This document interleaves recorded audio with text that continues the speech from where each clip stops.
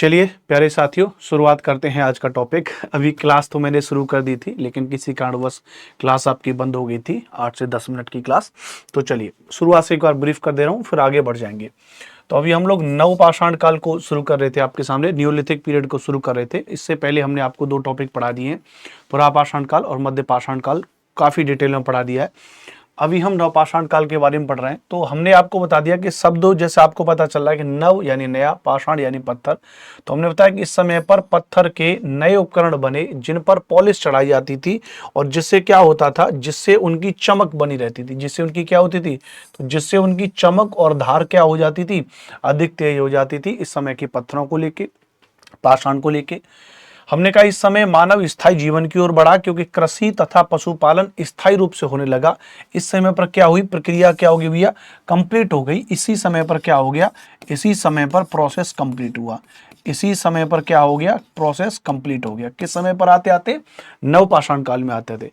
हमने आपको बताया था कि मध्य पाषाण काल में मनुष्य, जब पर्यावरणीय बदलाव हुआ, जब पर्यावरण बदलाव हुआ तो कुछ प्राकृतिक अनाज, गेहूं, जौ खुद ही उगने लगे।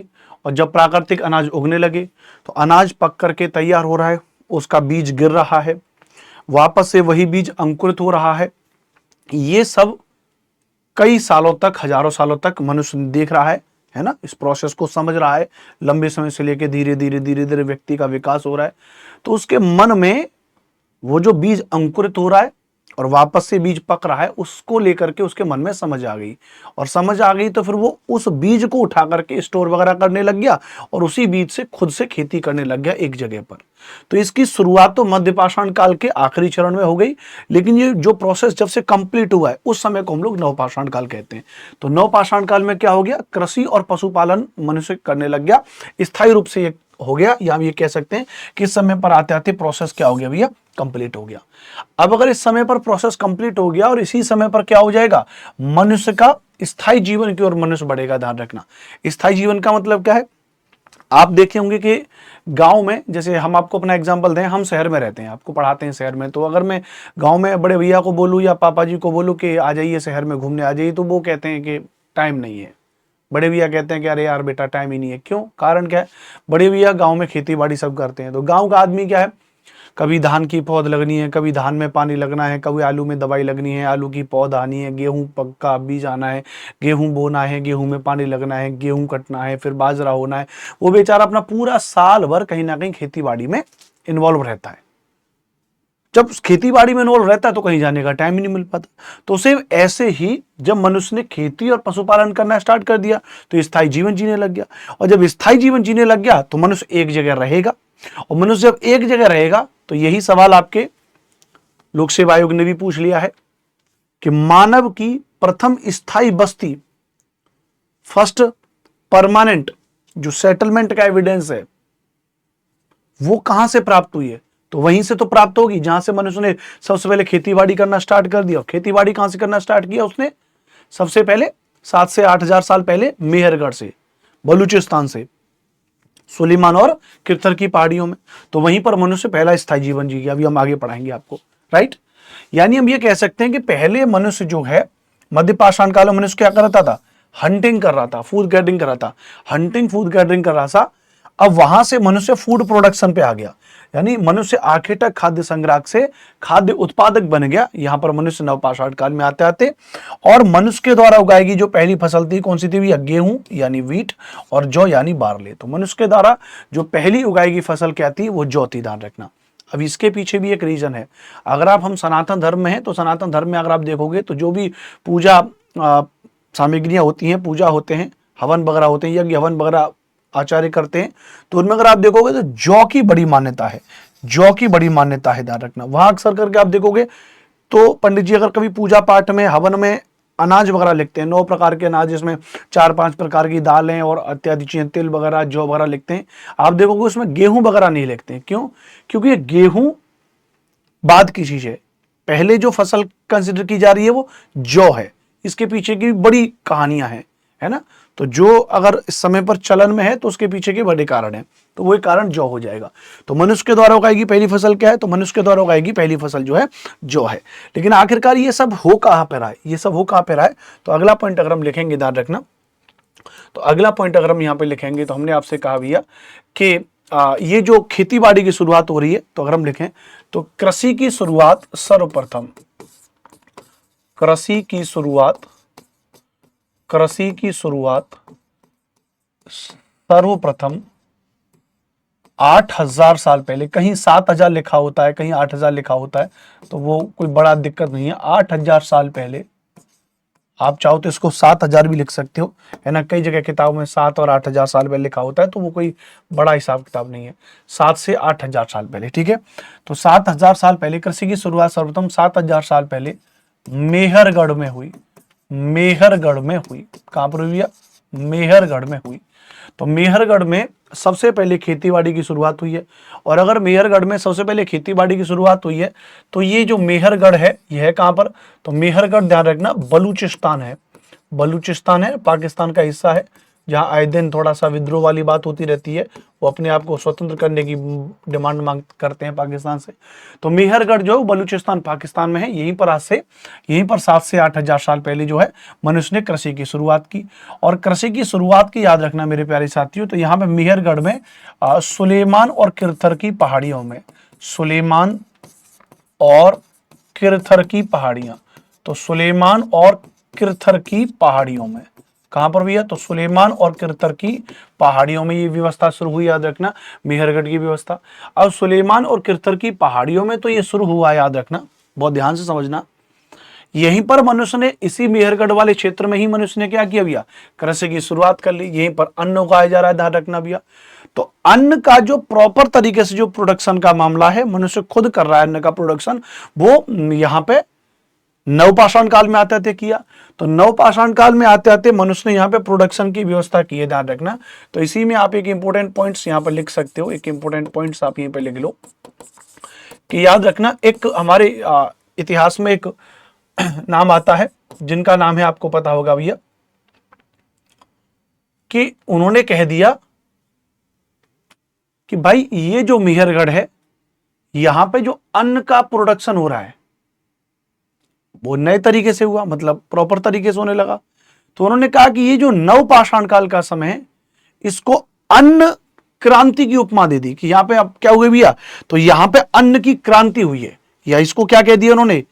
अन्न उत्पादक संस्कृति कह दिया इसी समय पर। तो आप ऐसे लिखिएगा कि गार्डन चाइल्ड ने, बड़ा महत्वपूर्ण नाम आता है गार्डन चाइल्ड, तो गार्डन चाइल्ड ने नवपाषाण काल को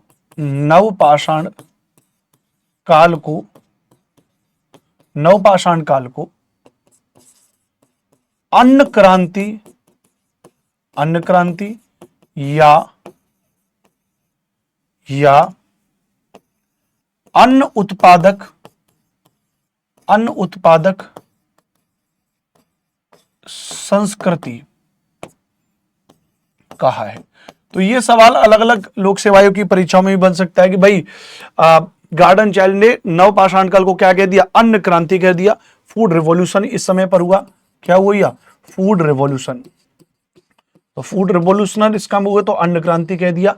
उन्होंने इसको अन्न उत्पादक संस्कृति कह दिया, फूड प्रोड्यूसर कल्चर इसको कह दिया। नवपाषाण काल को क्या कह दिया? तो नवपाषाण काल को फूड प्रोड्यूसर कल्चर कह दिया इसको, है ना।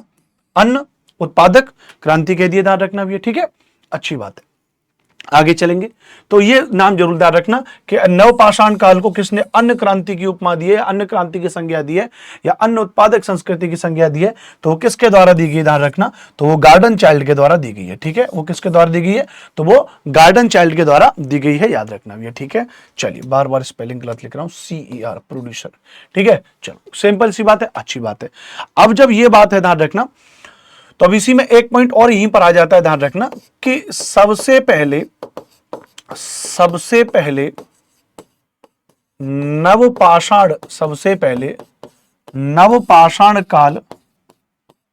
नवपाषाण काल शब्द का प्रयोग, तो सबसे पहले नवपाषाण काल शब्द का प्रयोग जॉन लुबॉक ने अपनी पुस्तक, यानी ये सवाल पूछा जाता है कि भाई नवपाषाण काल शब्द का सबसे पहले प्रयोग किसके द्वारा किया गया, तो जॉन लुबॉक ने, याद रखना भैया, सबसे पहले जॉन लुबॉक। तो जॉन लुबॉक ने सबसे पहले अपनी पुस्तक प्री हिस्टोरिक टाइम,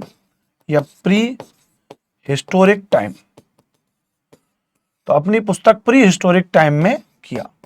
तो यानी सबसे पहले नवपाषाण काल शब्द का इस्तेमाल अगर किसने किया है, तो सबसे पहले नवपाषाण काल शब्द का इस्तेमाल प्री हिस्टोरिक टाइम्स में, और जॉन लुबॉक ने इस शब्द का इस्तेमाल किया है। तो इस शब्द का इस्तेमाल किसके द्वारा किया गया, तो इस शब्द का इस्तेमाल याद रखना भैया जॉन लुबॉक ने किया। किसने किया भैया, तो जॉन लुबॉक ने सबसे पहले इसको किया है, याद रखना। किसमें किया भैया, अपनी पुस्तक में किया। पुस्तक का नाम क्या, प्री हिस्टोरिक टाइम्स है। क्या भैया, प्री हिस्टोरिक टाइम्स है। ठीक है, तो नवपाषाण काल को अन्न क्रांति की उपमा, नवपाषाण काल को अन्न क्रांति या अन्न उत्पादक संस्कृति की उपमा किसके द्वारा की गई, ध्यान रखना। तो अन्न क्रांति किसके द्वारा कहा गया, तो गार्डन चाइल्ड के द्वारा कहा गया। या फिर हम ये कह सकते हैं भैया कि अन्न उत्पादक संस्कृति किसके द्वारा कहा गया, तो अन्न उत्पादक संस्कृति भी जो कहा गया, याद रखना, तो वो भी किसके द्वारा कहा गया, गार्डन चाइल्ड के द्वारा कहा गया। गार्डन चाइल्ड के द्वारा कहा गया, याद रखना। ठीक है, खेती की जो शुरुआत हो रही है वो कहां पर हो रही है, तो खेती की शुरुआत सुलेमान और किरथर की पहाड़ियों में हो रही है। कहां पर हो रही है, सुलेमान और किरथर की पहाड़ियों में हो रही है, याद रखना भैया, बलूचिस्तान पाकिस्तान में।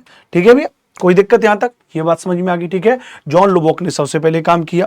अच्छा, अगर यहीं पर आपसे पूछ लिया जाए कि भैया कि भाई जब यहां पर ये 7000 साल पहले जब यहां पर मनुष्य ने खेती बाड़ी की शुरुआत की, तो यह ऐसी बात है कि भैया कृषि की शुरुआत के प्रथम साक्ष्य कहां से मिलेंगे, तो यही मेहरगढ़ से मिल जाएंगे। ध्यान रखना, कृषि की शुरुआत के प्रथम साक्ष्य कहां से मिल जाएंगे, मेहरगढ़ से। आपसे सवाल पूछ लिया जाएगा, आपसे पूछ लिया जाएगा कि मानव की प्रथम स्थायी बस्ती, first permanent settlement of human कहां पर मिलेगा, तो यही मेहरगढ़ में मिलेगा। आप चाहो तो इसको भी यहीं पर इसी में लिख सकते हो भैया कि मैं अलग से भी कहीं लिख दे रहा हूं भैया, इसी में आप पॉइंट ऐड कर लीजिएगा कि मानव, अगर यहां पर बात करेंगे, ध्यान रखना कि मानव की प्रथम स्थायी बस्ती, तो मानव की प्रथम स्थायी बस्ती, first permanent settlement of human, तो ये कहां पर शुरू होगी, तो ये भी कहां पर शुरू होगी भैया, मेहरगढ़ में ही शुरू होगी। ध्यान रखना, हालांकि भी हम मेहरगढ़ के बारे में अलग से डिस्कशन करेंगे, याद रखना। ठीक है, बताइए यहां तक आपको समझ में आ गया होगा कि हाँ सर ये बात चीजें यहां पे समझ में आ गई है। अब धीरे धीरे हमने कहा, ध्यान रखना, अब धीरे धीरे हमने कहा कि भैया यहाँ पे नवपाषाण काल के बारे में कि इस समय पर पत्थर के नए उपकरण बने जिन पर चमक और धार तेज करने के लिए पॉलिश चढ़ाई जाती थी। इस समय मानव स्थायी जीवन की ओर बढ़ा क्योंकि कृषि तथा पशुपालन स्थायी रूप से होने लगा था। मनुष्य आखिरकार खाद्य संग्राहक से खाद्य उत्पादक बन गया। मनुष्य के द्वारा उगाई गई पहली फसल गेहूं और जौ थी, याद रखना भैया। कृषि की शुरुआत सर्वप्रथम 7000 साल पहले मेहरगढ़ में हुई थी और मानव की प्रथम स्थायी बस्ती भी यहीं पर हुई थी, याद रखना। गार्डन चाइल्ड ने नवपाषाण काल को अन्न क्रांति कहा है या उन्होंने इसको अन्न उत्पादक क्रांति कहा है। क्या कहा है, अन्न क्रांति को उपमा दी है या अन्न उत्पादक संस्कृति की संज्ञा इसको दी है। नवपाषाण काल शब्द का प्रयोग सबसे पहले जॉन लुबॉक ने अपनी पुस्तक प्री हिस्टोरिक टाइम्स में किया, याद रखना भैया, प्री हिस्टोरिक टाइम्स। ठीक है, चलो अब आप एक चीज यहां पे बड़े ध्यान से समझना कि जब मनुष्य ने कृषि की शुरुआत कर ली है, अब मनुष्य जब कृषि करना स्टार्ट हो गया है, तो जाहिर सी बात है जब पैदावार होगी तो उसको या अनाज को जब उसने किया तो अनाज को स्टोर करने के लिए, है ना, स्टोरिंग करने के लिए अनाज को उसके दिमाग में आया हुआ कहां पर स्टोर करें, तो बर्तन बनाने का आविष्कार उसमें दिमाग में हुआ है। तो ध्यान रखना भी इसी समय पर अनाज भंडारण हेतु, याद रखना, अनाज भंडारण हेतु बर्तन का आविष्कार हुआ, बर्तन का आविष्कार हुआ या शुरुआत हुई, यानी इस समय पर क्या हुआ, इस समय पर पोट्री मेकिंग की शुरुआत हुई फॉर ग्रेन स्टोरिंग। तो जो अनाज के भंडारण हेतु ये याद रखना भैया। लेकिन एक बात ध्यान रखना कि अनाज के भंडारण की तो शुरुआत हुई है, यहां पे बर्तन यहां पर बने हैं, तो यहां पर ही एक सवाल पूछ लिया जाता है आपसे पेपर में, ध्यान रखना कि बर्तन बनाना, है ना, यानी जो पॉटरी मेकिंग है, ध्यान रखना इसको कुंभकारी भी कह देते हैं। तो यहीं पर एक चीज ध्यान रखना भैया, पूछा जाता है सवाल कि कुंभकारी आप समझ लो, पॉटरी मेकिंग, कुंभकारी के प्राचीनतम प्रमाण आपसे पूछा जाए, प्राचीनतम प्रमाण कहां से मिले हैं? प्राचीनतम प्रमाण कहां से मिले हैं? कहां से मिले हैं? अगर आपसे पूछा जाए भैया, अगर आपसे पूछा जाए कि कुंभकारी के प्राचीनतम प्रमाण कहां से प्राप्त हुए, ध्यान रखना भैया। तो आप याद करिए, इससे पिछली क्लास में, मध्य पाषाण काल वाली क्लास में मैंने आपको बताया था कि कुंभकारी के जो प्राचीनतम प्रमाण हमको प्राप्त हुए, ध्यान रखना, वो हमको कहां से प्राप्त हुए? वो हमको प्राप्त हुए चौपानी मांडो, चौपानी मांडो से प्राप्त हुए। चौपानी मांडो कहां पर भैया? अमेरिका में। कहां पर भैया? अमेरिका में। ठीक है, उत्तर प्रदेश में हो जाएगा चौपानी मांडो। वहां से हमको क्या है? कुंभकारी के प्राचीनतम प्रमाण हमको प्राप्त हुए, oldest evidence of pottery making, याद रखना।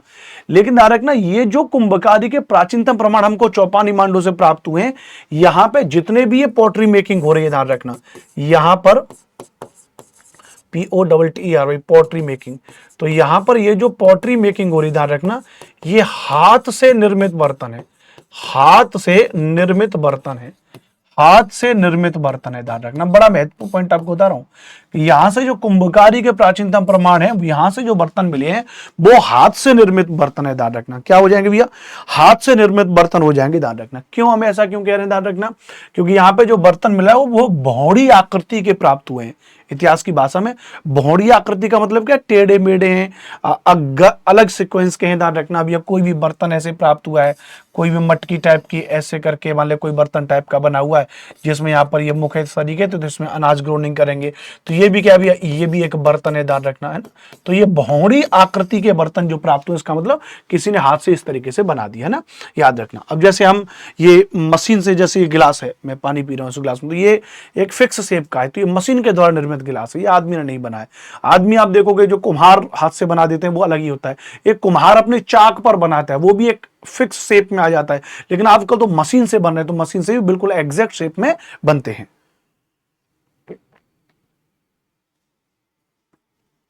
बात समझ में आ गई? तो यहां पर क्या है? भौड़ी आकृति के बने हुए हैं, ध्यान रखना। तो फिर इसका मतलब फिर अनुपम सर कैसे काम चलेगा आगे?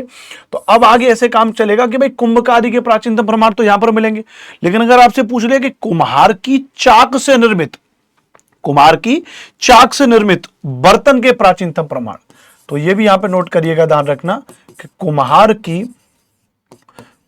की चाक से निर्मित, कुम्हार की चाक से निर्मित, कुम्हार की चाक से निर्मित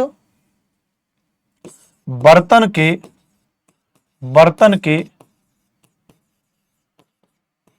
प्राचीनतम प्रमाण, प्राचीनतम प्रमाण, तो कुम्हार की चाक से निर्मित, कुम्हार की चाक से निर्मित बर्तन के प्राचीनतम प्रमाण कहां से प्राप्त होंगे, ध्यान रखना? तो ये हमको मेहरगढ़ से प्राप्त हुए। ये हमको कहां से प्राप्त हुए भैया? तो ये हमको मेहरगढ़ से प्राप्त हुए, इस बात को ध्यान रखना भैया, ठीक है। अच्छा, अब कुम्हार की चाक से निर्मित बर्तन है, ध्यान रखना भैया। तो इस समय पर हमने कहा कि बर्तन का आविष्कार तो हुआ ही हुआ, इस समय पर भैया अनाज भंडार ऋतु, इसी समय पर ध्यान रखना भैया, इसी समय पहिए का आविष्कार हुआ, पहिए का आविष्कार हुआ। क्या हुआ भैया? पहिए का आविष्कार हुआ, इन्वेंशन ऑफ व्हील, पहिए का आविष्कार हुआ। लेकिन याद रखना, आपने अगर गांव में देखा होगा, कुम्हार का जो चाक होता है बिल्कुल गोल गोल होता है, पहिए जैसा। तो यहां पे जो पहिए का आविष्कार हुआ है वो कहीं ना कहीं कुम्हार का चाक वाला पहिया होगा। इसी पहिए पर जो है कुम्हार ने बर्तन बनाने की शुरुआत की होगी। बाद में नवपाषाण काल के और आगे के चरण में उन्हीं फिर पहियों को जोड़ करके यातायात की शुरुआत हो जाएगी, ध्यान रखना। लेकिन शुरुआत में जो पहिए का आविष्कार हुआ है, ध्यान रखना, उसका प्रयोग जो है, ध्यान रखना, यातायात के लिए नहीं हुआ है, वो बाद में हुआ है, ध्यान रखना, ठीक है। तो पहिए का आविष्कार जो हुआ, पहले प्रयोग बर्तन बनाने के लिए हुआ। इस पहले पहिए का जो प्रयोग हुआ, ध्यान रखना, तो यहां पे लिख सकते हैं कि पहले प्रयोग बर्तन बनाने के लिए, पहले प्रयोग बर्तन बनाने के लिए हुआ। तो इसका पहला प्रयोग कहां हुआ भैया? तो पहले प्रयोग बर्तन बनाने के लिए, तथा उसके बाद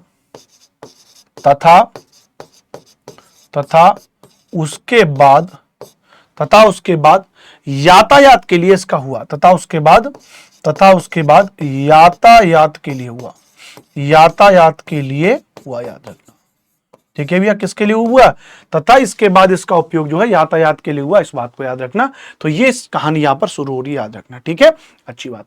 अब जब अनाज का आविष्कार, मतलब अनाज का भंडारण हो गया, तो अनाज को मनुष्य खाएगा ही खाएगा, तो अनाज को मनुष्य को खाएगा तो अलग अलग तरीके से होगा। तो याद रखना भैया, यहां पे अनाजों को पीसने के लिए, अनाजों को पीसने के लिए कुछ यंत्रों का आविष्कार हुआ। तो अगला पॉइंट लिखेगा यहां पे, अनाजों को पीसने के लिए, अनाजों को पीसने के लिए ओखली तथा मूसल का आविष्कार हुआ। ओखली तथा मूसल का आविष्कार हुआ। किसका आविष्कार हुआ, यहां पे अनाजों को पीसने के लिए ओखली तथा मूसल का आविष्कार हुआ। ओखली को बोलते हैं मोर्टार और इसको बोलते हैं पेस्टल। तो मोर्टार और पेस्टल, अंग्रेजी में मोर्टार और पेस्टल का आविष्कार इसमें हुआ है। ओखली तथा मूसल आपने देखा होगा, अगर आप गांव से बिलोंग करते होंगे तो पुराने जमाने में इसका होता था। हमारे पास शायद इसकी कोई इमेज भी हो तो मैं आपको दिखाऊं कि ओखली और मूसल जो है इस तरीके से होता था, है ना। तो ओखली या मूसल का भी होता था, नहीं है क्या? क्विक एक्सेस में देखें, डाउनलोड तो वैसे किए थे, फोटो वगैरह शायद होंगे नहीं, चलो कोई बात नहीं। तो ओखली तथा मूसल का इस्तेमाल यहां पर हुआ था। मैं आपको एक बार गूगल करके दिखा दे रहा हूं कि ओखली तथा मूसल के लिए क्या हो सकता है, ठीक है। खुल जा सिम, ठीक है, यहाँ पे हमने किया था, डाले तो थे यहाँ पे, हाँ। तो यहाँ पे अगर आप देखोगे तो ये मैंने कुछ ऐतिहासिक रूप से यहाँ पे इमेज डाउनलोड कर ली थी। तो ओखली तथा मूसल अगर आप देखोगे तो इस तरीके से आप देखोगे यहाँ पे, ठीक है। तो ये ओखली तथा मूसल आपको इस तरीके से दिखेगा।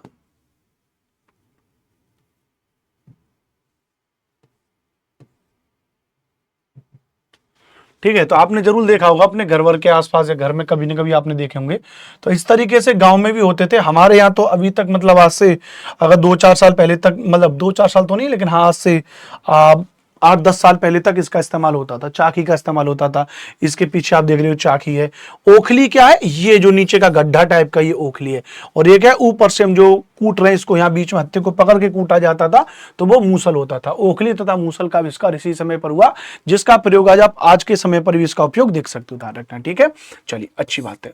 दूसरी बात ध्यान रखना भी, इसी समय लोगों ने कपास को उगाना शुरू कर दिया। क्या, कपास उगाना शुरू किया और कपड़े बुनने लगे, ध्यान रखना, नवपाषाण काल में। तो अगला पॉइंट नोट करिएगा, इसी समय मनुष्य कपास उगाने लगा। इसी समय मनुष्य कपास उगाने लगा तथा कपड़ा बुनने लगा। वीविंग क्लॉथ्स, इस समय मनुष्य क्या हुआ, कपड़ा बुनने लगा, स्टार्टेड वीविंग क्लॉथ्स, या started growing cottons and weaving clothes, इस समय पर हो गया, ठीक है। अच्छा, लगभग किस समय की बातें आते ये लगभग 5000 बीसी के आसपास की बात है। अच्छा, इसके भी एविडेंस कहां से प्राप्त होते हैं, अगर हम बात करें, ध्यान रखना कि भाई कपास उगाने के, है ना, ग्रोइंग कॉटन के ओल्डेस्ट एविडेंस कहां से प्राप्त होते हैं, ध्यान रखना। तो अगर ये भी सवाल आपसे पूछ लिया जाए कि oldest evidence of growing cotton, ठीक है, यानी कपास उगाने के प्राचीनतम एविडेंस, कपास उगाने के प्राचीनतम साक्ष्य हमको कहां से प्राप्त हुए, तो याद रखना भी, मेहरगढ़ से प्राप्त हुए। कहां से प्राप्त हुए, मेहरगढ़ से हमको प्राप्त हुए, याद रखना भी, ठीक है, अच्छी बात है, ठीक है। ये बात समझ में आ रही है आपको, ध्यान रखना, अच्छी बात। तो ये चीजें हैं यहां पर। अच्छा, ये सारी चीजें अगर हम बात करेंगे, ध्यान रखना भी, ये सारी चीजें हैं, तो इन सब के बारे में यहां पर एक पॉइंट अगर आप नोट करके लिखेंगे, इंपोर्टेंट पॉइंट्स आप नोट करके लिखेंगे कि भाई ये जो चीजें हैं इन सब के बारे में तो बताया गया, ध्यान रखना। अगर हम बात करेंगे कि इस काल के जो सबसे पहले साक्ष्य हैं, एविडेंस हैं नवपाषाण काल के, वो किसके द्वारा खोजे गए, ध्यान रखना, तो लुई मैसूरियर और डॉक्टर प्राइमरोज के द्वारा खोजे गए। तो लिखिएगा, इस काल के सबसे पहले साक्ष्य, इस काल के सबसे पहले साक्ष्य, इस काल के सबसे पहले साक्ष्य कर्नाटक से, क्या भैया, कर्नाटक से कर्नाटक से 1860 में, कर्नाटक से 1860 में ली मैसूरियर तथा डॉक्टर प्राइमरोज के द्वारा खोजे गए, डॉक्टर प्राइमरोज के द्वारा खोजे गए, डॉक्टर प्राइमरोज के द्वारा खोजे गए। तो इसी काल के सबसे पहले साक्ष्य कर्नाटक से 1860 में ली मैसूरियर और डॉक्टर प्राइमरोज के द्वारा खोजे गए, इस बात को याद रखना भी है। ठीक है, तो ये हमने नवपाषाण काल के बारे में कुछ संक्षिप्त परिचय आपको पढ़ाया कि भाई यहां से इतनी चीजें हो सकती हैं, ध्यान रखना भी है। तो नवपाषाण काल के समय पत्थर के नए उपकरण बने, तो इसलिए इसको नवपाषाण कह दिया गया। और चमक और अधिक तेज होगी, उन पे पॉलिश वगैरह चढ़ाई जाती थी, ध्यान रखना, उससे उनकी चमक और ज्यादा बढ़ गई, याद रखना। बात समझ में आ रही है? अच्छा, स्थायी जीवन की शुरुआत होगी मनुष्य के द्वारा, पशुपालन करने लग गया, खेतीबाड़ी करने लग गया, परमानेंट सेटलमेंट हो गया, पहली स्थायी बस्ती बसाली और आखिर तक खाद्य संग्रह से फूड प्रोडक्शन बन गया और जो है खाद्य उत्पादक बनेगा। मनुष्य के द्वारा उगाएगी पहली फसल गेहूं और जो है कंसिडर की जाती है, जौ जो है कंसिडर की जाती है, याद रखना भैया। इसके साथ साथ अगर हम बात करेंगे तो कृषि की शुरुआत 7 से 8,000 साल पहले, कृषि की शुरुआत क्या हो रही है? तो कृषि की शुरुआत 7 से 8,000 साल पहले मनुष्य ने जो है मेहरगढ़ से की है। मेहरगढ़ कहां पर है? बलूचिस्तान पाकिस्तान में है। यहाँ पे सुलेमान और किरतर की पहाड़ियों में, यहाँ पर क्या भैया? तो यहाँ पे सुलेमान और किरतर की पहाड़ियों से और जो खेती बाड़ी की शुरुआत हुई और यहीं पर फर्स्ट परमानेंट सेटलमेंट ह्यूमन, जो मानव की प्रथम स्थायी बस्ती भी मेहरगढ़ से शुरू हुई, याद रखना। अन्न का यहाँ पे भारी मात्रा में शुरुआत से प्रोडक्शन हुआ, तो अन्न क्रांति, फूड रिवॉल्यूशन या अन्न उत्पादक संस्कृति, फूड प्रोड्यूसर कल्चर कह दिया है न्यूलिथिक पीरियड को, नवपाषाण काल को किसके द्वारा? गार्डन चाइल्ड के द्वारा कहा गया, याद रखना भैया। आपसे पूछा जाए कि नवपाषाण काल शब्द का प्रयोग सबसे पहले किसके द्वारा किया गया? तो जॉन लोबॉक के द्वारा अपनी पुस्तक थी प्री हिस्टोरिक टाइम्स में सबसे पहले नवपाषाण काल शब्द का प्रयोग भी किया है, याद रखना भैया। अनाज भंडारण हेतु इस समय पर बर्तन का आविष्कार हुआ, पॉटरी मेकिंग हुआ फॉर ग्रेन स्टोरिंग। कुंभकारी के प्राचीनतम प्रमाण की बात की जाएगी तो चौपानी मांडव उत्तर प्रदेश से प्राप्त हुए, यहां से oldest evidence of pottery making प्राप्त हुए, हाथ से यहाँ पे प्राप्त हुए। बट ये क्या, ये हैंडमेड है, हाथ से निर्मित है, भौड़ी आकृति के बर्तन यहाँ पे हमको प्राप्त हुए। बट अगर बात करेंगे कि यहाँ पे पॉटरी मेकिंग के ओल्डेस्ट एविडेंस मेड फ्रॉम, जिसको कहेंगे व्हील, पहिए से या कुम्हार की चाक से निर्मित बर्तन के प्राचीनतम प्रमाण हमको कहां से प्राप्त होंगे? मेहरगढ़ से प्राप्त होंगे। इसी समय पहिए का आविष्कार हुआ, और लेकिन पहिए का पहले प्रयोग बर्तन बनाने के लिए हुआ तथा उसके बाद उसका प्रयोग जो है यातायात के लिए हुआ, या फिर उसका बाद में उपयोग जो है ट्रांसपोर्ट के लिए होने लग गया, इस बात को नोट करेंगे। अच्छा, अनाजों को पीसने के लिए ओखली तथा मूसल का प्रयोग हुआ, अनाजों को पीसने के लिए ओखली तथा मूसल का प्रयोग हुआ। इसी समय मनुष्य कपास उगने लग गया और कपड़ा बुनने लग गया, लगभग 5000 बीसी के आसपास। Oldest evidence of growing cotton, कपास उगाने के एविडेंस अगर हम बात करेंगे ओल्डेस्ट, हमको मेहरगढ़ से प्राप्त होंगे। और इस काल के सबसे पहले एविडेंस कर्नाटक से 1860 में ली मैसूरियर और डॉक्टर प्राइमरोज के द्वारा खोजे गए, याद रखना भी। अब ये तो रहा नवपाषाण काल के बारे में कुछ कुछ खास बातें, लेकिन अब ये जो नवपाषाण काल के बारे में जानकारी, ऐसे नवपाषाणिक स्थल बहुत सारे हैं, इनको हम कहते हैं न्यूलिथिक साइट्स। तो वो कौन कौन सी इंपोर्टेंट न्यूलिथिक साइट्स हैं, थोड़ा उनके बारे में हमको बात करनी पड़ेगी। तो हम बात करेंगे important Neolithic sites, important Neolithic site के बारे में बात करेंगे, यानी हम बात करेंगे महत्वपूर्ण नवपाषाणिक स्थल, महत्वपूर्ण नवपाषाणिक स्थल। तो महत्वपूर्ण नवपाषाणिक स्थल के बारे में बात करेंगे, तो सबसे पहले जिसके बारे में बार बार शब्द आ रहा है मेहरगढ़ आ रहा है भैया, कपास उगाने के प्राचीनतम एविडेंस मेहरगढ़ से प्राप्त हुए हैं, ध्यान रखना।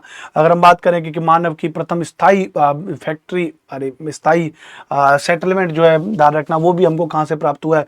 वो भी हमको मेहरगढ़ से प्राप्त हुआ है, प्रथम स्थायी बस्ती भी है। खेती के ओल्डेस्ट एविडेंस हमको मेहरगढ़ से प्राप्त हुए हैं, है ना। तो हम सबसे पहले मेहरगढ़ के बारे में पढ़ लेते हैं। किसके बारे में? मेहरगढ़ के बारे में पढ़ेंगे। तो सबसे पहले हम बात करेंगे महत्वपूर्ण स्थल में, सबसे पहले क्या है? तो सबसे पहले हो जाएगा मेहरगढ़। अब देखिए मेहरगढ़ के बारे में कुछ कुछ खास चीजें तो आपको भी पता है मेहरगढ़ के बारे में। जैसे नंबर एक पहली बात क्या है? नंबर एक पहली बात क्या भैया? कि कृषि की शुरुआत यहीं से हुई है। कृषि की शुरुआत के प्राचीनतम साक्ष्य, तो कृषि की शुरुआत के प्राचीनतम साक्ष्य जो हैं, तो तो कृषि की शुरुआत के प्राचीनतम साक्ष्य हमको कहां से प्राप्त हुए? मेहरगढ़ से प्राप्त हुए। कब के प्राप्त हुए भैया? 7000 से लेके 8000 वर्ष पूर्व के, 8000 वर्ष पूर्व के। लेकिन याद रखना अब ये तथ्य पुराना हो गया, अब ये तथ्य पुराना हो गया। क्यों पुराना हो गया? ध्यान रखना भैया, उत्तर प्रदेश में संत कबीरनगर के पास में एक साइट हमने खोजी है, लहुरादेव। कौन सा भैया? लहुरादेव। तो अभी याद रखना भैया, कृषि की प्राचीनतम साक्ष्य, कृषि की शुरुआत के प्राचीनतम साक्ष्य 7 से 8000 वर्ष पूर्व, 7 से 8000 वर्ष पूर्व के कृषि शुरुआत के प्राचीन 7 से 8000 वर्ष पूर्व के यहीं से प्राप्त हुए, यहीं से प्राप्त हुए, ऐसे पूरा लिख देते हैं, यहीं से प्राप्त हुए हैं। लेकिन याद रखना भैया अब क्या है भैया? अब ध्यान रखना भैया, अब यहाँ पे अगला पॉइंट आप इसी में लिख सकते हो, सब टॉपिक इसमें लिख लो आप यहीं पे कि लहुरादेव की खोज के बाद, लहुरादेव की खोज के बाद कृषि के प्राचीनतम साक्ष्य, ओल्डेस्ट एविडेंस, लहुरादेव की खोज को कृषि के प्राचीनतम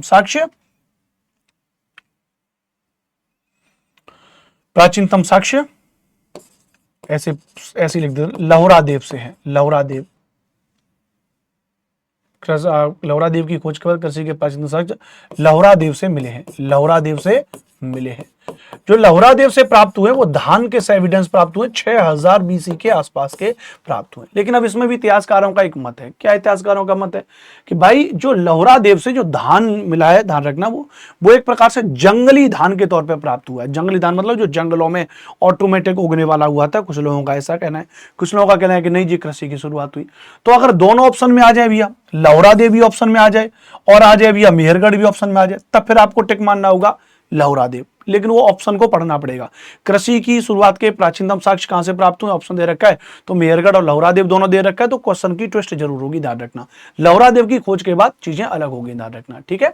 तो यहां पे हमको धान वगैरह प्राप्त हुआ 6000 बीसी के आसपास का, तो ये हो जाएगा, ठीक है। इसी लहुरादेव के द्वारा ही चीजें बदल गई हैं। जैसे कुलडेबा से भी चावल के एविडेंस प्राप्त हुए थे, लहुरादेव की खोज के बाद वो भी बदल गया, ठीक है। तो यहां से सारी चीजें हमको प्राप्त हुई हैं, याद रखना, ठीक है। तो oldest evidence of farming discover from Lahuradev, है ना, याद रखना भी, ठीक है। अच्छा, अब क्योंकि ध्यान रखना भैया मेहरगढ़ के बारे में तो हम बात कर ही रहे हैं, याद रखना भैया। तो मेहरगढ़ से अगर हम बात करेंगे यहाँ पे प्यारे साथियों, तो यहां पे कृषि की शुरुआत हुई है, अनाजों की शुरुआत सबसे पहले यहीं पर हुई, याद रखना। तो इसको बलूचिस्तान की रोटी की टोकरी कहा जाता है। इसे क्या कहते हैं भैया? इसे यानी मेहरगढ़ को, इसे बलूचिस्तान की रोटी की टोकरी, इसे बलूचिस्तान की रोटी की टोकरी कहा जाता है, क्या कहा जाएगा इसको? तो इसे बलूचिस्तान की रोटी की टोकरी कहा जाएगा। किसको भैया? मेहरगढ़ को, याद रखना भैया। यहां से हमको बहुत सारी चीजें प्राप्त हुई हैं। चौकोर तथा आयताकार घरों के अवशेष प्राप्त हुए, चौकोर तथा आयताकार घरों के अवशेष प्राप्त हुए हैं। तो चौकोर तथा आयताकार घरों के अवशेष हमको यहां से प्राप्त हुए, ध्यान रखना, यानी evidence of square and rectangular houses, square and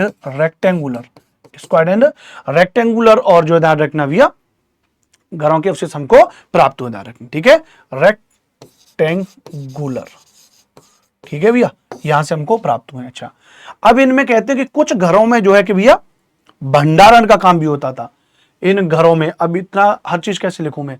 चौकोर तथा आयताकार घरों के अवशेष प्राप्त हुए। अब इन घरों में 4 या 5 कमरे भी प्राप्त होते थे, इतना आप खुद से लिख लीजिएगा, 4-5 कमरे थे। उन 4-5 कमरों में 1-2 कमरे में क्या होता था? स्टोरिंग का काम होता था, भंडारण का काम होता था। तो इस तरीके के घर भी यहां से प्राप्त हुए, याद रखना भी, ठीक है। अच्छा, यहां से मेहरगढ़ से, याद रखना भैया, मेहरगढ़ से कुछ हमको क्या प्राप्त हुई है? लिख लीजिएगा, कब्र हमको प्राप्त हुई है ना, कब्र प्राप्त हुई है। उन कब्र में मृतक के साथ, जो मरने वाला व्यक्ति मृतक के साथ कुछ ऐसी चीजें रखी गई जिससे पता चला कि लोग जो है इहलोक और परलोक में विश्वास करते थे, यानी परलोक यानी मृत्यु के बाद के जीवन में भी लोग विश्वास करते थे। ऐसे एविडेंस हमको मेहरगढ़ से प्राप्त हुए। तो मेहरगढ़ से याद रखना भी एक कब्र हमको प्राप्त हुई है, मेहरगढ़ से हमको एक कब्र प्राप्त हुई, याद रखना एक बरील प्राप्त हुई है, जहां से मानव के साथ बकरी को दफनाए जाने के साक्ष्य प्राप्त हुए। बकरी को दफनाए जाने के साक्ष्य प्राप्त हुए, दफनाए जाने के साक्ष्य। तो अब ऐसा हो सकता है, लोगों का मानना है कि भैया वहां पे दूसरे जीवन में व्यक्ति क्या खाएगा, तो मांस मच्छी तो लोग खाते थे उस वक्त, तो बकरी को मार करके खा सकता है। इस तरह की एविडेंस भी हमको यहाँ से प्राप्त हुए, याद रखना। ऐसे बहुत सारे मृतकों में अगर आप देखोगे, याद रखना भैया, तो मनुष्य के साथ में मानव के साथ बकरी तो ही है। कुछ हथियार टाइप की चीजें हमको प्राप्त हुई, याद रखना। कुछ हमको सोने चांदी के कुछ औजार हमको प्राप्त हुए हैं। जैसे कर्नाटक में एक ब्रह्मगिरी स्थान है, कर्नाटक एक ब्रह्मगिरी से हमको एक महापाषाण कालीन एक कब्र प्राप्त हुई है। नवपाषाण काल के समय का ही एक और पैरेलल समय चल रहा है, इसके बाद थोड़ा सा आगे शुरुआत होगी अभी आगे, जिसको हम लोग महापाषाण कहेंगे। तो वहां से 33 सोने के मन के प्राप्त हुए हैं। और कई हमको महापाषाण की कब्र ऐसी भी प्राप्त हुई है, या कब्र समय की ऐसी प्राप्त हुई जिसमें लोहे इत्यादि के औजार भी प्राप्त हुए थे। यानी इस समय पर भी अमीरी और गरीबी वाली व्यवस्था शुरू हुई है। भाई जो सोने के औजार दफन कर रहा है निश्चित तौर पर अमीर रहा होगा, जो लोहे के कर रहा है तो निश्चित तौर पर वो गरीब रहा होगा। तो इस तरह की चीजों की शुरुआत भी इस समय पर हो रही है, ध्यान रखना। तो ये अगर आपसे पूछ ली जाए कि मृतक के साथ बकरी को दफनाए जाने के साक्ष्य कहां से प्राप्त हुए, तो यहीं से प्राप्त हुए। ठीक है, अच्छा, मैंने भी आपको बता दिया कि यहीं से जो है चाक पर बनने वाले बर्तन का पहला एविडेंस यहीं से प्राप्त हुआ है, मेहरगढ़ से प्राप्त हुआ, ध्यान रखना। कपास का प्राचीनतम प्रमाण 5000 बीसी के आसपास का मेहरगढ़ से प्राप्त हुआ है। बहुत ज्यादा चीजें यहां पर मेहरगढ़ से प्राप्त हुई, इसीलिए ध्यान रखना। सही, सिंधु घाटी सभ्यता का अग्रगामी स्थल कहा जाता है। मेहरगढ़ को क्या कहते हैं, ध्यान रखना, इसे सिंधु घाटी सभ्यता का। और ध्यान रखना, ये जो मैंने पॉइंट अभी वर्बली बोले थे, ये भी सारे आपको लिख करके अपने नोट्स बना लेने। ठीक है, तो ध्यान रखना, इसे सिंधु घाटी सभ्यता का अग्रगामी स्थल कहा जाता है। अग्रगामी स्थल कहा जाता है। क्या कहा जाएगा इसको? अग्रगामी स्थल कहा जाता है। अग्रगामी स्थल कहा जाता है। तो इसको क्या कहा जाता है? तो इसी को याद रखना, इसे सिंधु घाटी सभ्यता का अग्रगामी स्थल भी कहा जाता है, याद रखना भैया मेहरगढ़। पाकिस्तान वाले क्षेत्र में आप आगे बढ़ोगे तो मेहरगढ़ के जस्ट नीचे ही एक और साइट है जिसको हम कहते हैं राना गुंडई। तो राना गुंडई एक साइट है, तो राना गुंडई के बारे में अगर बात करेंगे तो राना गुंडई से भी हमको यही मेहरगढ़ के बगल में ही है, बलूचिस्तान में जो कोयटा घाटी है वहां पर है। तो राना गुंडई से हमको ध्यान रखना भी हॉर्स जॉ समझ रहे हैं आप, घोड़े के जबड़े के अवशेष हमको प्राप्त हुए। घोड़े के जबड़े के अवशेष प्राप्त हुए। तो घोड़े के जबड़े के अवशेष हमको प्राप्त हुए, ध्यान रखना। हम कहां से? हॉर्स जॉ के यहां से हमको प्राप्त हुए, राना गुंडई से, ध्यान रखना। ठीक है, नंबर तीसरे पर अगर हम बात करेंगे तो यहीं पर एक और है किले गुल मोहम्मद। तो किले गुल मोहम्मद भी यहीं पर है, कोयटा घाटी बलूचिस्तान में ही, ठीक है, पाकिस्तान में ही। तो किले गुल मोहम्मद से भी कई चीजें हमको प्राप्त हुई है। जैसे यहीं से 4 बार किले गुल मोहम्मद की 4 लेयर में इसकी खुदाई हुई है। तो पहले लेयर में यहां पर जहां से पत्थर के औजार भी प्राप्त हुए, ध्यान रखना। यहां से पशुपालन और कृषि के अवशेष भी यहां से प्राप्त हुए हैं।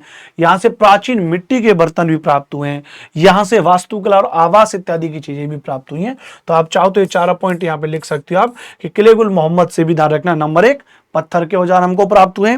नंबर 2 पशुपालन और कृषि के एविडेंस हमको यहाँ से प्राप्त हुए। हमको यहाँ पे ध्यान रखना प्राचीन मिट्टी के बर्तन के एविडेंस प्राप्त हुए। हमको वास्तुकला और आवास के एविडेंस भी हमको प्राप्त हुए किले गुल मोहम्मद से। और राना गुंडई से हमको घोड़े के जबड़े के अवशेष प्राप्त हुए, हॉर्स जॉ के एविडेंस हमको यहाँ से प्राप्त हुए। नंबर 4 पर ध्यान रखना एक बड़ा महत्वपूर्ण स्थल है बुर्ज होम। क्या? बुर्ज होम। बुर्ज होम कहां पर भैया? तो याद रखना बुर्ज होम कश्मीर में है। बुर्ज होम कहां पर भैया? तो बुर्ज होम हो जाएगा कश्मीर में। मैं आपको बोल दे रहा हूं बुर्ज होम कश्मीर में। तो यहां से क्या ध्यान रखना, यहां से हमको गर्तावास के साक्ष्य प्राप्त हुए। बुर्ज होम से हमको क्या प्राप्त हुए? तो बुर्ज होम से याद रखना भैया, तो बुर्ज होम से हमको गर्तावास के साक्ष्य प्राप्त हुए। गर्तावास पिट हाउसेस बोलते हैं इनको, पिट हाउसेस। तो गर्तावास के साक्ष्य हमको कहां से प्राप्त हुए आप नोट करिएगा। तो बुर्ज होम से हमको गर्तावास के साक्ष्य प्राप्त हुए। गर्त यानी नीचे, है ना, आवास यानी रहने योग्य। तो गड्ढे के नीचे लोग आवास बना लेते थे, अब गड्ढे के नीचे लोग आवास बना लेंगे तो गड्ढे के नीचे अंदर भी हो जाएगा, बाहर भी हो जाएगा। तो यही गर्तावास से ध्यान रखना भैया, inside and outside, inside and outside burning के एविडेंस हमको प्राप्त हुए। घर के अंदर और बाहर आग जलाने के अवशेष भी हमको यहीं से प्राप्त हुए, है ना। तो गर्तावास के साक्ष्य प्राप्त हुए, ध्यान रखना भैया। दूसरी बात, घर के अंदर और बाहर, सब नोट करना है आपको, ध्यान रखना। ये जो मैं वर्बली बोल रहा हूं, एक एक पॉइंट बड़ा महत्वपूर्ण है। ये मैं सोचना कि मैं नहीं लिख रहा हूं तो आप भी नहीं लिखोगे, मैं तो वर्बली बोल दे रहा हूं, आप एक चीज लिखिएगा। घर के अंदर और बाहर, घर के अंदर और बाहर, इनसाइड एंड आउटसाइड, घर के अंदर और बाहर आग जलाने के अवशेष प्राप्त हुए। आग जलाने के अवशेष मिले हैं, आग जलाने के अवशेष प्राप्त हैं। तो घर के अंदर और बाहर आग जलाने के अवशेष हमको प्राप्त हुए बुर्जोम कश्मीर से, याद रखना भी है, ठीक है। दूसरी बात याद रखना, बुर्जोम का शाब्दिक अर्थ क्या होता है, ध्यान रखना भी है। तो इसका शाब्दिक अर्थ होता है भूर्ज नामक वृक्ष। भूर्ज नामक वृक्ष आपने पढ़ा होगा इतिहास में, अगर आपने एनसीईआरटी वगैरह पढ़ी होगी तो भूर्ज नामक एक वृक्ष है। तो भूर्ज नामक वृक्ष का स्थान, भूर्ज नामक वृक्ष का स्थान याद रखना भी है, जिसे जो है कि वो बनाया जाता था, भोजपत्र बनाए जाते थे, ठीक है, वो यहां से प्राप्त हुआ है। या बुर्जोम से एक और चीज ध्यान रखना भी है, जैसे हमने कहा कि मानव के साथ या मनुष्य के साथ बकरी के दफनाए जाने के साक्ष्य कहां से प्राप्त हुए, तो मेहरगढ़ से प्राप्त हुए, ध्यान रखना। यहां पर मालिक के साथ कुत्ते को दफनाए जाने के साक्ष्य प्राप्त हुए। मालिक यानी, क्योंकि मनुष्य के द्वारा सबसे पहले पालतू जानवर कौन सा बनाया गया था, मैंने आपको यहां पर बताया होगा, नहीं बताया तो भी मैं लिख दे रहा हूं यहां पे, कि मनुष्य के द्वारा सबसे पहले जो फसल उगाएगी वो जौ थी, जौ वगैरह थी, ध्यान रखना। लेकिन अगर आपसे पूछ लिया जाए कि भाई पशुपालन में मनुष्य के द्वारा सबसे पहले पालतू बनाया गया जीव कौन सा था, कुत्ता, तो यहां पर नोट कर लीजिए कि मनुष्य के द्वारा सबसे पहले पालतू बनाया गया जानवर कौन सा था, पालतू बनाया गया जानवर। तो मनुष्य के द्वारा सबसे पहले पालतू बनाया गया जानवर कौन सा था, तो वो था, ध्यान रखना, कुत्ता, एक डॉग। कुत्ता जो मनुष्य के द्वारा सबसे पहले पालतू बनाया गया जानवर था। तो पालतू बनाया गया जानवर है, उसकी सुरक्षा के दृष्टिकोण से भी है, ध्यान रखना भैया।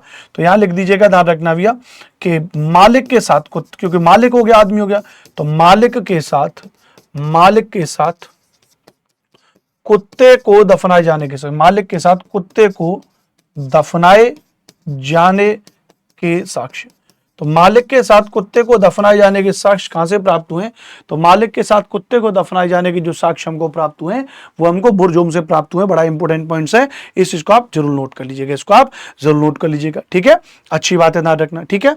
दूसरी बात, बुर्जोम के बारे में पूछा भी गया कि इसकी खोज जो है, याद रखना, 1935 में डी टेरा तथा पीटरसन ने इसको खोजा। 1935 में डी टेरा तथा पीटरसन ने खोजा, आपको याद आ रहा होगा, मैंने आपको पहले पढ़ाया, सोहन नदी वैली में आपको पढ़ाया था, एच डी संकालिया का नाम हमने आपको पढ़ा दिया। तो एच डी संकालिया को सोहन नदी घाटी का पितामह कहा जाता है, तो उसको आविष्कार भी डी टेरा और पीटरसन के द्वारा भी किया गया था, याद रखना भी, ठीक है। अच्छा, याद रखना, एक सवाल पूछा गया है, एक एग्जाम होता है हमारा, ध्यान रखना, बीईओ का exam, block education officer, BEO का एग्जाम। तो बीईओ के एग्जाम में मैं अभी पढ़ रहा था, क्योंकि मैं मोस्टली मेरा समय पढ़ने में जाता रहता है, प्रीवियस ईयर के क्वेश्चन को देखता रहता हूं, पढ़ता रहता हूं। तो उसमें क्वेश्चन पूछा गया था कि निम्नलिखित में से किस स्थान से गर्तावास के साक्ष्य प्राप्त हुए, और उसमें बुर्जोम नहीं दे रखा था, है ना। तो ये कभी कभी गड़बड़ हो जाता है, तो यहीं पे ये पूछ लिखा, ध्यान रखना, कि बुर्जोम के अलावा, आप पूरा ऐसे लिखिएगा कि बुर्जोम के अलावा हड़प्पा कालीन स्थल कुणाल, जो हरियाणा में हड़प्पा कालीन स्थल कुणाल से भी गर्तावास के साक्ष्य प्राप्त हुए। गर्तावास के साक्ष्य प्राप्त हुए हैं। क्या प्राप्त हुए, तो गर्तावास के साक्ष्य प्राप्त हुए। कुणाल से भी हमको गर्तावास के साक्ष्य प्राप्त हुए। कुणाल हरियाणा में एक जगह हड़प्पा कालीन स्थल है, वहां से भी हमको गर्तावास के एविडेंस प्राप्त हुए, याद रखना भी, ठीक है।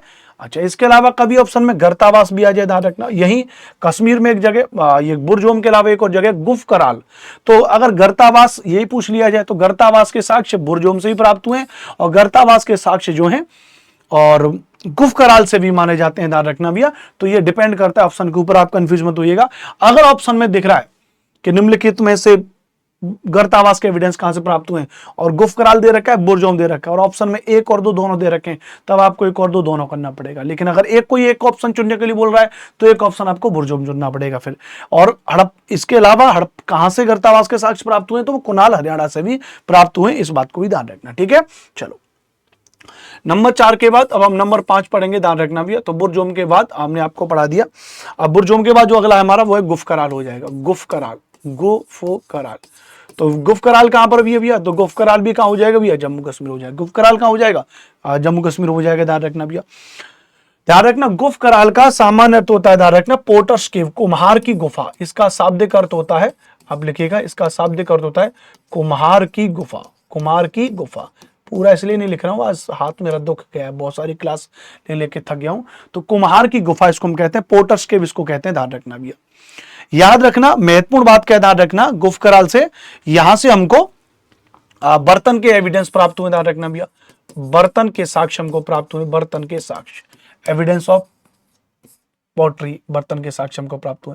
लेकिन ध्यान रखना, बर्तन के जो साक्ष्य प्राप्त हुए वो सेकंड चरण में प्राप्त हुए। सेकंड चरण में मतलब ये गुफ कराल की जो खुदाई हुई है वो 3 चरणों में खुदाई हुई है। गुफ कराल की खुदाई 3 चरणों में हुई है।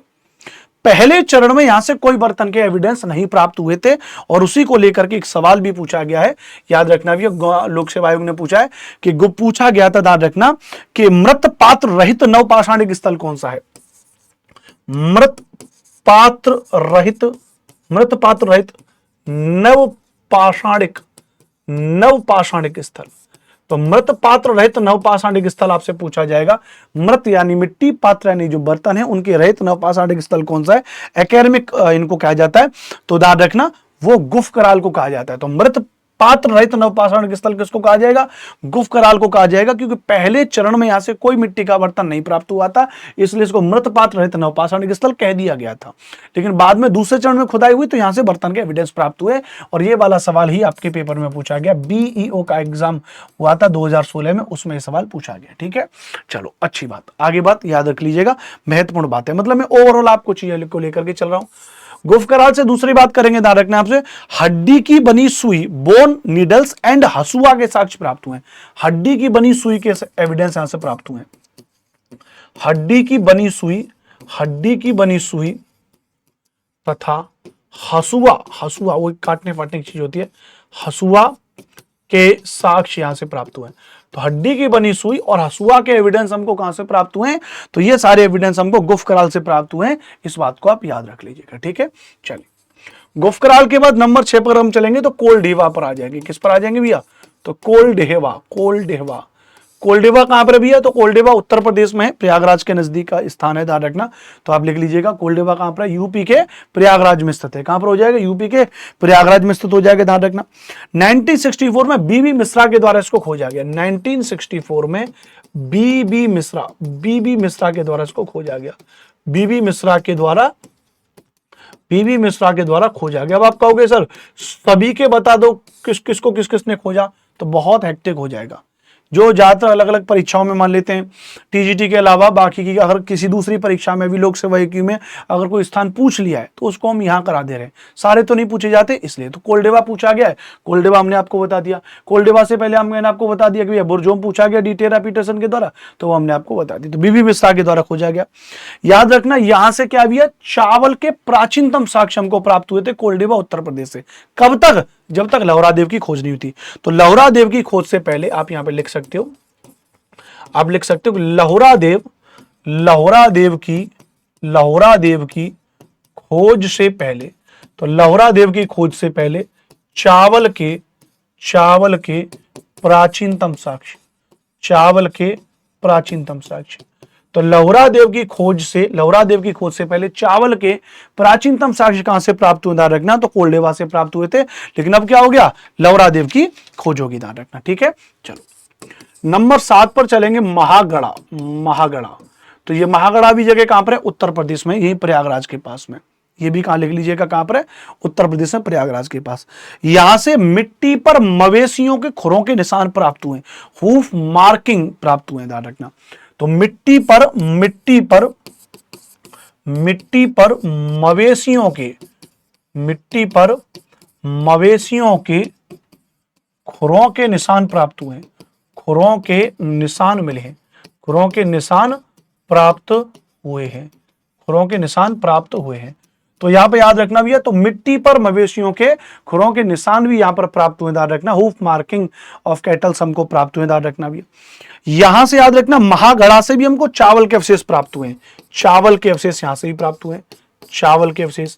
लेकिन ये चावल के अवशेष एक कहते ना पके हुए टाइप के, बने हुए टाइप के, कुचले हुए टाइप के से, इस तरीके से बने हुए अध खवे टाइप के से चावल है। तो उसके आधार पे कहा जाता है कि यहाँ पे मवेशियां भी रहती हैं, उनके खुरों के निशान भी प्राप्त हुए, चावल के अवशेष यहां से प्राप्त हुए। तो लोगों को लगा कि यहाँ पे महागढ़ा में जरूर पशु बाड़ा रहा होगा, पशु बाड़ा, पशु बाड़ा, पशु रहते होंगे, पशु बाड़ा रहा होगा, है ना, पशु बाड़ा रहा होगा। ठीक है, अच्छी बात है। ना कभी कभी पशु क्या करते हैं, जुगाली करते हैं ना, तो उसके दौरान वो कुछ अगर भारी अनाज खा लेते हैं जो उनके पेट में डाइजेस्ट नहीं हो पाता, तो वो साबुत अनाज निकल जाता है। तो उस प्रकार का चावल भी यहां से प्राप्त हुआ है, महागढ़ा से, याद रखना भी है। ठीक है, अच्छी बात। आठवां यहां से जो जगह है इस समय की, वो है चिरांद। क्या भी है, चिरांद, चिरांद, चिरांद। तो चिरांद कहां पर भी है, चिरांद बिहार में, चिरांद कहां पर है, बिहार में, याद रखना भी है। चिरांद कहां पर है, बिहार में। यहां पे ध्यान रखना, जानवरों की बनी हड्डियों के बने औजार हमको प्राप्त हुए। क्या भैया, जानवरों की हड्डियों के बने औजार हमको प्राप्त हुए, जानवरों की हड्डियों के बने औजार। तो जानवरों की हड्डियों के बने औजार हमको कहां से प्राप्त हुए, यहीं से चिरांद से प्राप्त हुए। ध्यान रखना, जानवरों में कौन सा भैया, हिरणों के सींग से बने औजार, हिरणों के सींग से निर्मित। कोई इसको बारह सिंगा कह देता है, कोई कुछ कहता है, हिरणों के सींग से बने औजार प्राप्त हुए, ध्यान रखना यहां से। और चिरांद कहां पर है, बिहार के सारण जिले में। तो बिहार के सारण जिले में, याद रखना। जो बीपीएससी तैयारी वगैरह की तैयारी करने वाले विद्यार्थी आप में से होंगे तो उनके लिए भी महत्वपूर्ण हो जाएगा। ठीक है, अच्छी बात है। नंबर 9 पे चलेंगे। एक और स्थान है जिसको हम कहते हैं दाऊजली हेडिंग, दाऊजली हेडिंग जगह। तो दाऊजली हेडिंग जगह भारत में है, पूर्वोत्तर वाले क्षेत्र में, ब्रह्मपुत्र नदी घाटी पर स्थित है। ब्रह्मपुत्र नदी घाटी, ब्रह्मपुत्र नदी घाटी, ब्रह्मपुत्र नदी घाटी की एक, ब्रह्मपुत्र नदी घाटी की एक पहाड़ी पर स्थित है, पहाड़ी पर स्थित है। तो ब्रह्मपुत्र नदी घाटी के एक पहाड़ी पर स्थित है, ध्यान रखना। नवपाषाणिक स्थल है भारत में, दाऊजली हेडिंग, याद रखना भैया। यहां से खरल और एरल या मूसल, जैसे खरल कहते हैं, खरल और मूसल, मूसल भी कहते हैं, खरल मूसल है जो हमने आपको बताया था, एरल भी कह दिया जाता है। खरल और एरल जैसे उपकरण यहां से प्राप्त हुए, यहां से उपकरण प्राप्त हुए। वही चीजें धान वान अनाज को कूटने काटने के लिए भी यहां से होते हैं, ध्यान रखना भैया। यहां से जेडाइट पत्थर के एविडेंस प्राप्त हुए, जेडाइट पत्थर, जेडाइट पत्थर महत्वपूर्ण सवाल है, कई बार पूछा जा सकता है कि जेडाइट पत्थर के साक्ष्य कहां से प्राप्त हुए। तो जेडाइट पत्थर के जो साक्ष्य प्राप्त हुए वो दाऊजली हेडिंग से प्राप्त हुए। और जेडाइट पत्थर के साक्ष्य प्राप्त हुए, ध्यान रखना, ये चीन से संभवतः आया होगा, चीन से संभवतः आया होगा, चीन से संभवतः आया होगा। क्यों, क्योंकि भैया भारत में जेडाइट पत्थर के एविडेंस नहीं मिलता है, ये नहीं मिलता है, ध्यान रखना। दाऊजली हेडिंग से काष्ठास्म, ध्यान रखना, काष्ठास्म लकड़ी के साक्ष्य, काष्ठास्म लकड़ी के साक्ष्य तथा उपकरण, तथा उसके उपकरण, टूल्स। अब काष्ठास्म लकड़ी क्या, ध्यान रखना, काष्ठ यानी लकड़ी को दबा दिया जाए, लाखों हजारों सालों तक अगर कोई लकड़ी दबी रहे तो पत्थर की जैसी मजबूत हो जाती है, पत्थर की जैसी मजबूत हो जाती है, उससे उपकरण बनाए जाते थे। तो काष्ठास्म लकड़ी के उपकरणों के एविडेंस भी हमको दाऊजली हेडिंग से प्राप्त हुए, याद रखना भी है। ठीक है, अच्छी बात है। 9 हो गए, अगले चलते हैं, 10वें पर चलेंगे। 10वां आ जाइए, लिंगसूर। लिंगसूर हमने आपको बताया था, लिंगसुगर जो है, ध्यान रखना, कहां पे, कर्नाटक में। लिंगसुगर बोलते हैं, कुछ अलग कहते हैं, लिंगसुगर बोलते हैं, लिंगसुगर। तो लिंगसुगर कहां पर भी है, कर्नाटक में, कर्नाटक में लिंगसुगर कर्नाटक में हो जाएगी, ध्यान रखना भैया। एक और ध्यान रखना जिसको हम कहते हैं संगन कल्लू, संगन कल्लू भी कहां पर है, कर्नाटक में, संगन कल्लू, संगन कल्लू। तो संगन कल्लू भी कहां पर है, ये भी कहां हो जाएगा, कर्नाटक में।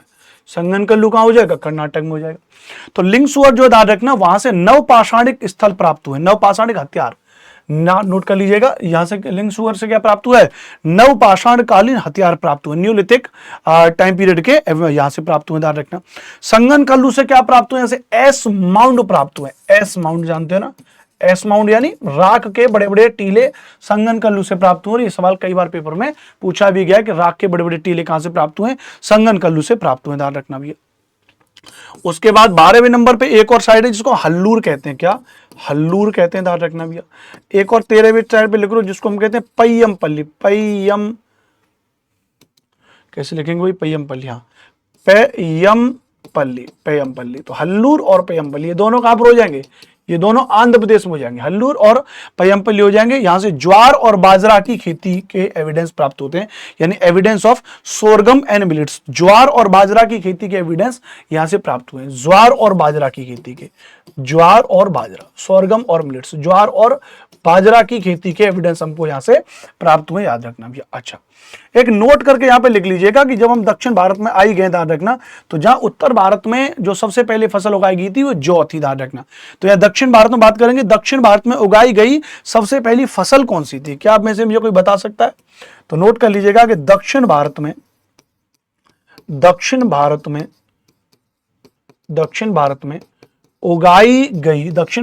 उगाई गई सबसे पहले, दक्षिण भारत में उगाई गई सबसे पहली फसल। तो दक्षिण भारत में उगाई गई सबसे पहली फसल कौन सी थी? रागी, रागी थी, ध्यान रखना भैया। कौन सी थी भैया? रागी थी। इसको मिलेट भी बोलते हैं अंग्रेजी में, मिलेट, रागी, मिलेट। तो दक्षिण भारत में उगाई गई सबसे पहली फसल कौन सी थी? तो दक्षिण भारत में उगाई गई सबसे पहली फसल कौन सी थी? मिलेट थी। इस बात को याद रखना भैया, ठीक है? बताओ कोई दिक्कत?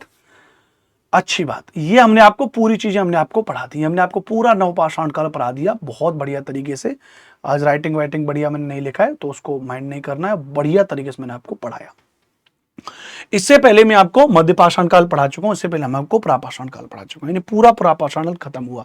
अब हम नवपाषाण काल के बाद प्रयोग करेंगे कि अब मनुष्य पत्थर से हट करके तांबे का उपयोग करेगा। किसका उपयोग करेगा? तांबा, है ना, तांबे का इस्तेमाल करेगा, तांबे का उपयोग करेगा। और जब तांबे का उपयोग करेगा तो हमारी पाषाणकालीन संस्कृति हो जाएगी।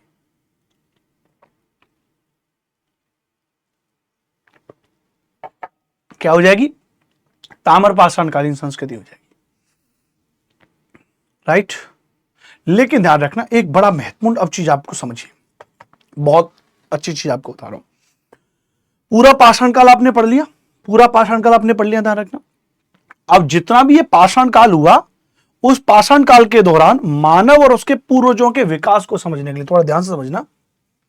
पाषाण काल के दौरान एक बहुत महत्वपूर्ण पॉइंट आपको बता रहा हूं मैं। पाषाण काल के दौरान मानव और उसके पूर्वजों, पाषाण काल के दौरान मानव और उसके पूर्वजों के विकास को समझने के लिए, पूर्वजों के विकास को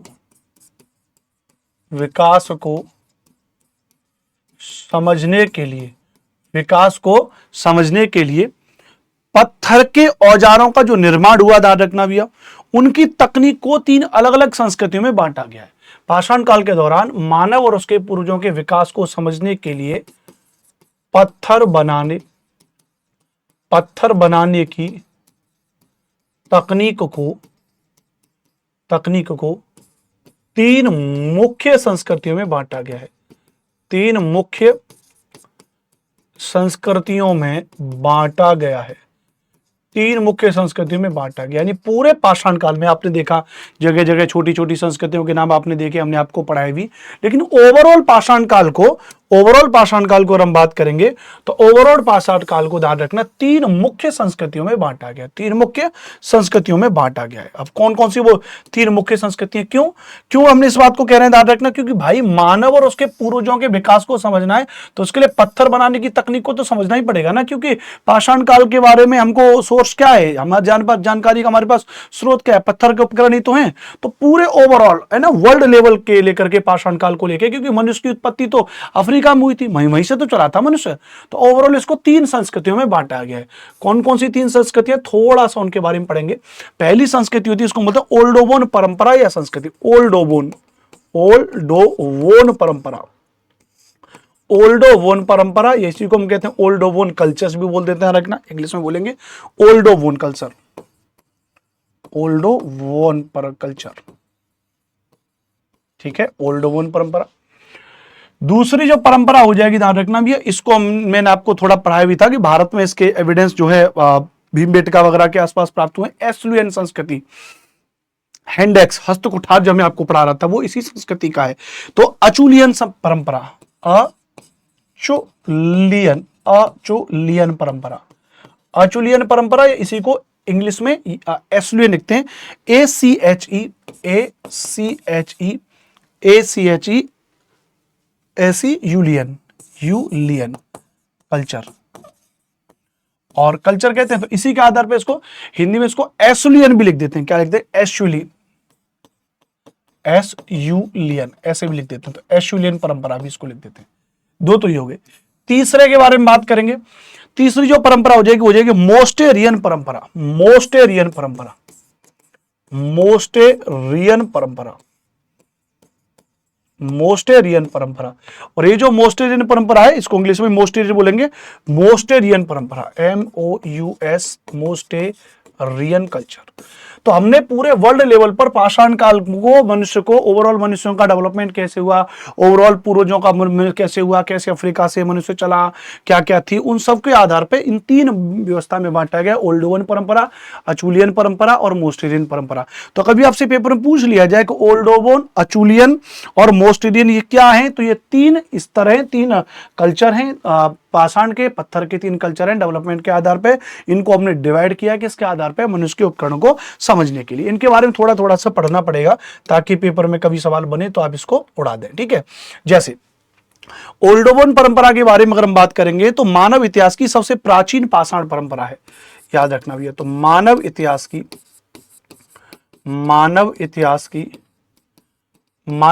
की सबसे प्राचीन परंपरा, और ये टीजीटी में सवाल पूछा गया यहां से, मानव इतिहास की सबसे प्राचीन, मानव इतिहास की सबसे प्राचीन पाषाण परंपरा, पाषाण परंपरा है।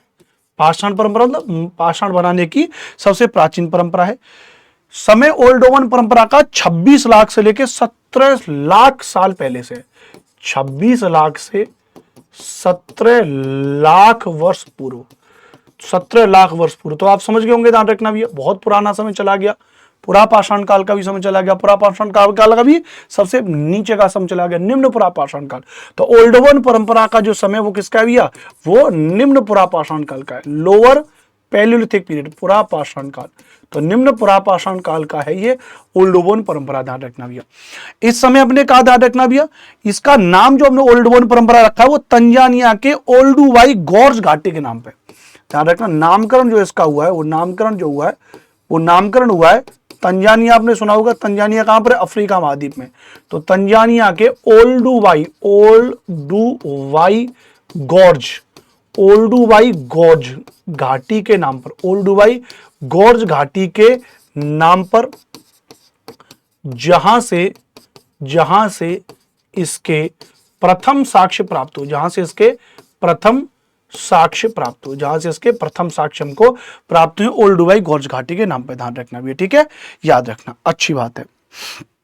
ठीक है, इसको यहां पे इन ओल्डोवन परंपरा के जो पत्थर थे, इनका निर्माता कौन था, इनका निर्माता कौन था, तो इनका जो निर्माता था, रखना, उसको हम कहते हैं होमो हेबिलस, होमो हेबिलस मानव, होमो हेबिलस मानव। कल की क्लास में मैं आपको मनुष्य का क्रम भी पढ़ा दूंगा, मनुष्य का जो विकास हुआ वो क्रम भी पढ़ा दूंगा।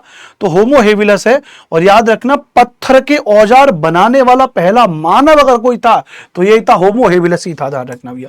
तो होमो हेबिलस कौन था, ध्यान रखना, ये होमो हेबिलस जो है, ध्यान रखना, पत्थर के उपकरण बनाने वाला, पत्थर के उपकरण बनाने वाला पहला मानव, पत्थर के उपकरण बनाने वाला पहला मानव जो था, ध्यान रखना, तो वो होमो हेबिलस मानव ही था, होमो हेबिलस मानव ही था जिसने पत्थर के पहले उपकरण बनाए थे, ध्यान रखना, ठीक है, अच्छी बात है। अब दूसरा पॉइंट आप यहां पे लिखिएगा, दूसरा पॉइंट आप इसमें लिखिएगा, अचुलियन परंपरा में, एसुलियन परंपरा में, आप इसमें पहला पॉइंट आप लिख लीजिएगा, जगह कमी है मेरे पास में। ओल्डोवन परंपरा का विकसित रूप ही क्या भैया, अचुलियन परंपरा, पॉइंट लिखिएगा जरूर, ओल्डोवन परंपरा का विकसित रूप है। 17 लाख साल से लेकर 3 लाख पूर्व का समय, ध्यान रखना भैया। तो 17 लाख साल से 17 लाख से 3 लाख वर्ष पूर्व, तो 3 लाख वर्ष पूर्व। तो 17 लाख से लेकर के 3 लाख वर्ष पूर्व का समय अचूलियन परंपरा का ध्यान रखना भैया। इसका जो नामकरण हुआ वो फ्रांस के एस्यूल नामक स्थान पर हुआ है। इसका जो नामकरण हुआ ध्यान रखना, वो कहां पर हुआ है? फ्रांस के एस्यूल नामक स्थान पर। सबसे पहले उपकरण खोजेंगे फ्रांस के एस्यूल नामक स्थान पर। तो फ्रांस के एस्यूल नामक स्थान से इसका नामकरण हुआ है, जहां पर अचूलियन परंपरा के सबसे पहले उपकरण हमको प्राप्त हुए थे। भारत में इसका जो स्थान हमको प्राप्त हुआ है भीमबेटका और अतिरंपक्कम में। भीमबेटका से जो पत्थर के उपकरण प्राप्त हुए हैं, और अतिरंपक्कम तमिलनाडु। अतिरंपक्कम तमिलनाडु में जगह, यहां से जो पत्थर के उपकरण प्राप्त हुए वो अचूलियन सभ्यता के, एस्यूलियन परंपरा के भीमबेटका के उपकरण, जो हैंड एक्स हस्त कोठार कुल्हाड़ी जो खोजी गई थी वो इसी परंपरा के बने हुए उपकरण थे, याद रखना भी है। ठीक है, अच्छा, हस्तकुठार जो थी, ठीक है, अच्छा कमेंट करके दो हस्तकुठार की खोज किसके द्वारा की गई थी। अच्छा, इसका जो निर्माता कौन था ध्यान रखना। इसका जो निर्माता के तौर पे अगर बात करेंगे भाई इस समय का, इसका जो निर्माता मानव कौन सा था? यहां पे तो होमो हेबिलिस था, तो इसका जो निर्माता वो था जो सीधा खड़ा होकर के चलने वाला मानव था, होमो इरेक्टस या होमो हीडलबर्गेंसिस। होमो इरेक्टस आप लिखिएगा, होमो इरेक्टस। तो होमो इरेक्टस मानव जो है, होमो इरेक्टस मानव ने इसको बनाया। और एक और दूसरा था होमो हीडलबर्गेंसिस। होमो हीडलबर्गेंसिस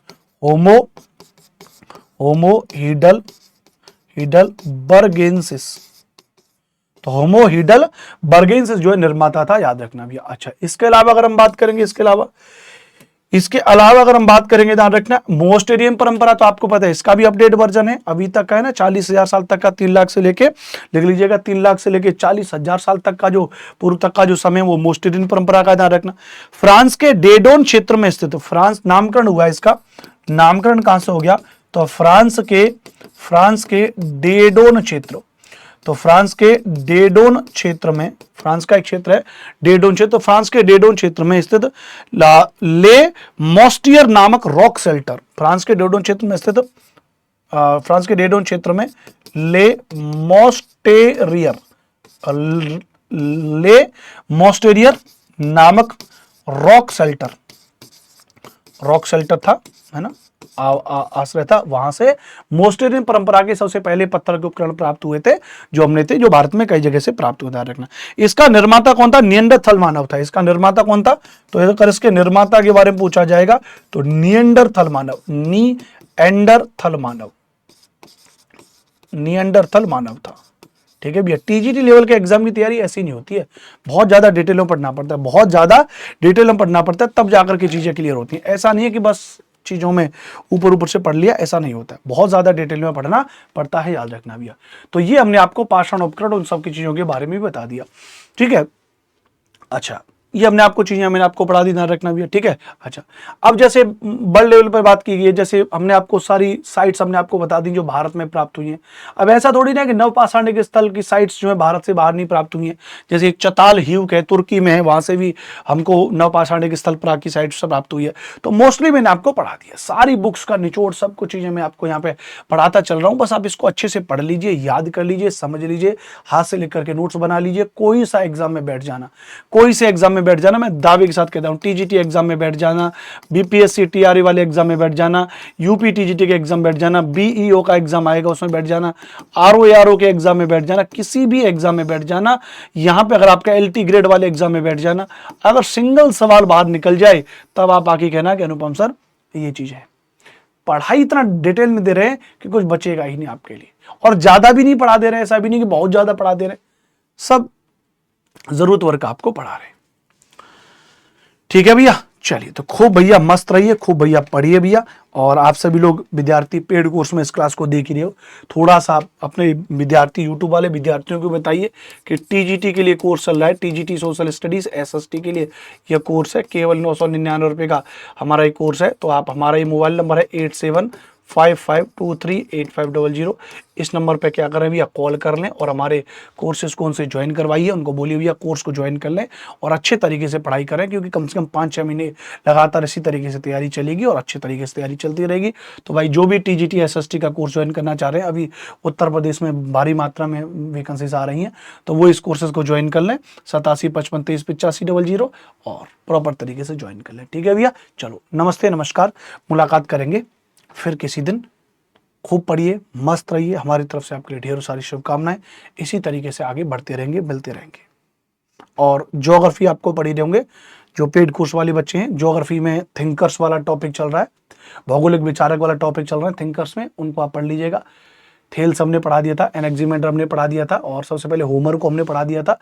यूनानी विचारक हैं, तो अभी इससे आगे हम लेकर के चलेंगे। ठीक है, मस्त रहिए साहब।